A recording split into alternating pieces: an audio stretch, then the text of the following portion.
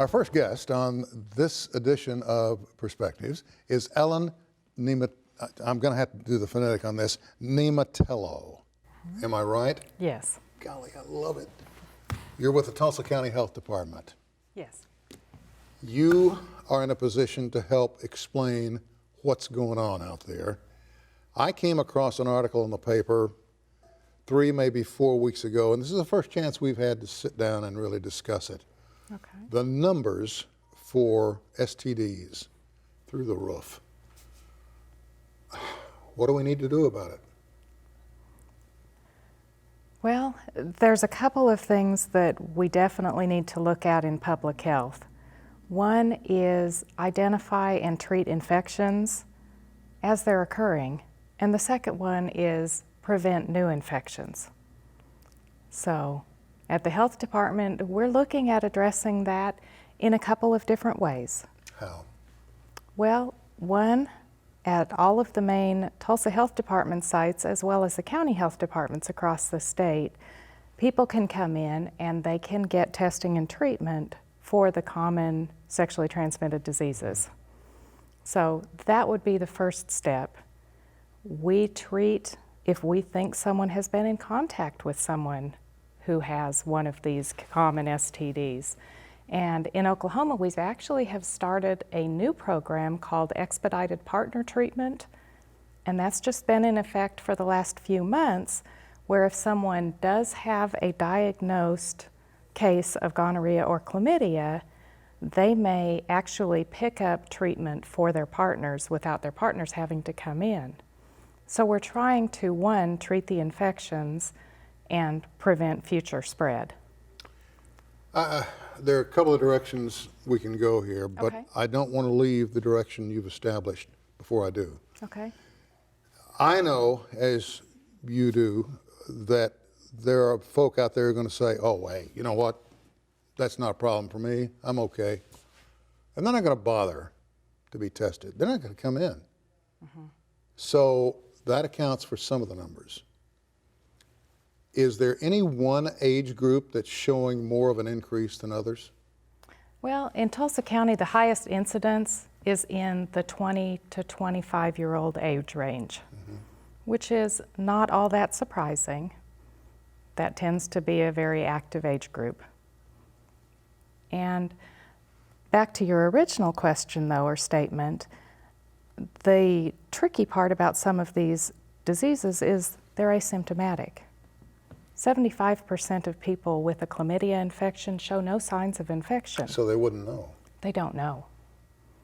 So the important part is routine screening, which when a female comes in for a well woman exam, that is part of their routine screening. And again, that's an age range with men that may or may not be seeking regular health care. When they do come in for a routine physical, that would be part of their testing as well, just to make sure that that isn't what's going on. Let me take this a step farther. Okay. Is there a way to promote education on this issue in such a way that folks realize it's not like it used to be? In other words, we're not going to go screaming to your employer. We're not going to tell your priest or your rabbi or your minister, you know, when I put a sign in your front yard, we're going to take care of you. How do you get that message across? My hope would be in healthcare, we take care of the individual and we are bound by confidentiality. When a client comes in, we are dealing with that client and it stays there. There are some diseases that are reportable, but again, it still is all confidential. Mm-hmm. We would all be losing our credibility as well as our jobs if we were to breach that confidentiality. Are there any STDs out there that can't be treated? Oh, yes. Absolutely. There's herpes is a virus that cannot be treated. Human papillomavirus cannot be treated, but it can be prevented. Those are probably the two most common ones for which there is no treatment. What is the brown bag special? Brown bag special is at any Tulsa Health Department location, anyone can walk in and ask for a bag of condoms. It's great prevention. If they're out there and people are using them, it's protection against STDs and unwanted pregnancy. Are people responding at all to the numbers? Are they picking up on the fact that we have an issue here that needs to be dealt with? Do you see an increase in folk coming through the door? We see at the health department about a stable number of people coming through. I'm not sure that there's been a real increased response based on the news article. We're hoping that with the expedited partner treatment, we will actually see a decline coming up in the number of reported cases. Time will tell on that. Well, is this a trend that's been with us for a while, the increase in numbers? I'm sorry, I don't have a good answer for that one. I would have to look at the statistics over several years, and I apologize, I don't have that at my fingertips. I should have told you ahead of time I was going to ask that, but it seems to me that I recall a year or so ago a similar article and a different age group that health officials were watching, older Oklahomans. And I shouldn't have brought it up because I don't recall the details of it, but it seems to me like these things really know no boundaries. Well, there is no age factor determining who can or cannot have an infection. However, at the health department, we do like to look at the data.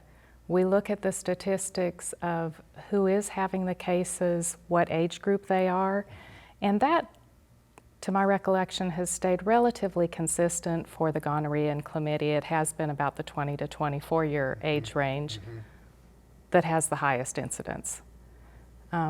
We also look at where in Tulsa County people are residing and have these infections. Are different areas showing more cases than others? They certainly are. Part of it is population density, part of it is access to service, and part of it is these are communicable diseases. So generally when there tends to be cases in one area, they could be spread and there could be more cases. So we definitely want to look and target any of those areas that have a high incidence. It would seem to me, again, that this is an issue, or these are all issues that need to be addressed through heavy education. How far off the mark am I? I think education is a very important piece of the puzzle and a piece of the solution. It's not the entire part of it because there is behavior that's involved. There are relationships that are involved. But certainly, education can help change some of those behaviors. We know what some of the STDs can do if left untreated. I hear physicians talk of bugs that are out there now that don't respond to whatever medication they prescribe because, they're superbugs. Is there anything like that on the horizon with STDs? There are some strands of gonorrhea that are more difficult to treat and that don't respond to the conventional treatments that are provided. Thankfully in Oklahoma, that's still relatively rare, but it is possible and it is out there, and we do try to retest and make sure that a person has responded to the treatment. All right. I would venture then that the best advice we can offer at this point, parents, talk to your children, couples, talk to one another, people talk, exchange ideas, exchange information, and for goodness sake, call the health department when in doubt.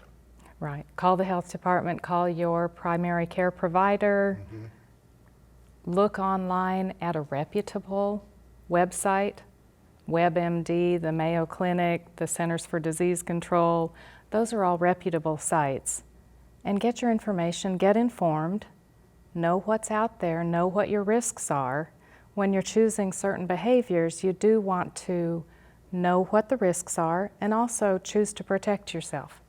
Thank you for coming in and for having the courage to talk about this, because so many people won't. Oh, We're very grateful to you. absolutely. And I Thank hope you for folk- having me. I hope the folks out there have picked up some valuable information. File it away. Do not fail to remember. All right, coming up, we've got an anniversary. And I tell you what, it's one of those we really don't want to celebrate, but we sure don't want to forget it either. More right after this.